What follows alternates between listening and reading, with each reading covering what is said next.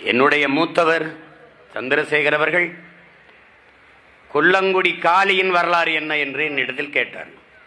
என் அன்பிற்குரிய பிள்ளைகளே, பல முறை நான் இதை பதிவு செய்திருக்கேன்.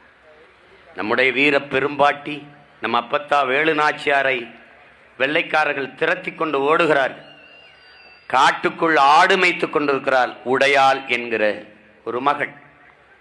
வேலு நாச்சியார் இப்பக்கம் போனாளா? ஆம், போனாள். அவள் எப்பக்கம் போனால் சொல். நமது பாட்டியை காட்டி கொடுக்க மறுத்தால் உடையாள்.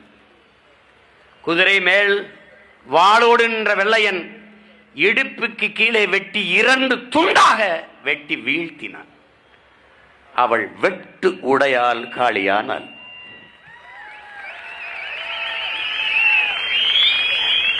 இது வரலாறு. இது திராவிட புழுகு அல்ல, இது வரலாறு.